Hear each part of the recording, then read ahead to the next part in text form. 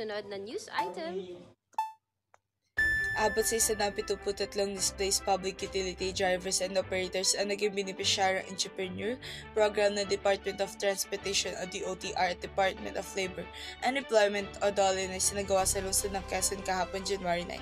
Nakatanggap ang mga ito ng livelihood package na nagkakahalaga ng 30,000 pesos. Layo nito matugunan ang mga pangangailangan ng mga PUB drivers at operators na apektado ng PUB Modernization Program ng National Government. Binigyan din ng mga supply at starter kit ang mga benepisyaro para sa napili nila pangkabuhayan tulad ng bigasan, negosyo cart, car wash package at karinderya.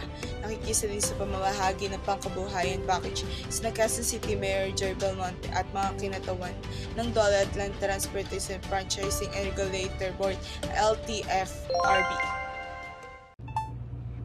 Aabot sa 173 displaced public utility drivers and operators ang naging benepisyaryo ng Entrepreneur Program ng Department of Transportation o DOTR at Department of Labor and Employment o DOLE na sinagawa sa lungsod ng Quezon kahapon January 9. Nakatanggap ng mga ito ng livelihood package na nagkakahalaga ng 30,000 pesos.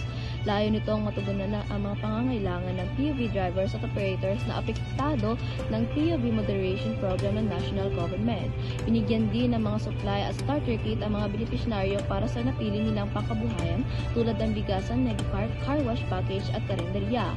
Nakiisa din sa pamamahagi ng pangkabuhayan package na Quezon City Mayor Joy Belmonte at mga kinatawan ng DOLE at Land Transportation Franchising and Regulation Board o LTFRB.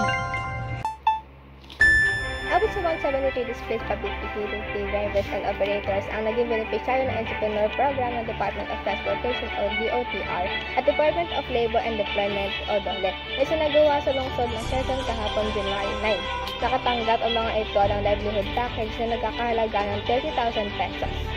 Layo nitong matugunan ang mga pangangailangan ng mga PUB drivers at operators na apektado ng PUB Modernization Program ng National Government. Binigyan din ng mga supply at sakit ang mga benepisyaryo para sa napili nilang pangkabuhayan tulad ng bigasan, negocart, car wash, package at karinderya. Nakaisa din sa pamamahagi ng pangkabuhayan package ng Quezon City Mayor Joy Belmonte at mga kanatawan ng DOLE at Land Transportation Franchising and Regulatory Board LTFRB.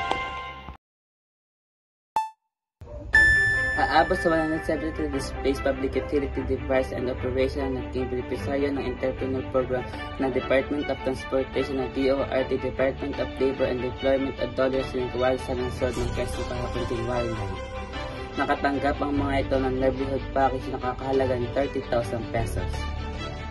Layo nito matugunan ng mga pangangailangan ng mga food drivers at operation na apektado ng Food Modernization Program ng National Government. Binibigyan din ng mga supply at starter kit mga benepisaryo para sa napili nila pangkabuhayan tulad ng bigasan, negosyo cart, car wash package at karinderya. Nakikisa din sa pamamahagi ng pangkabuhayan package ng Quezon City Mayor Joy Belmonte at mga kinakatawan ng DOLE at Land Transportation Franchising and Regulator Board o LTRRBN.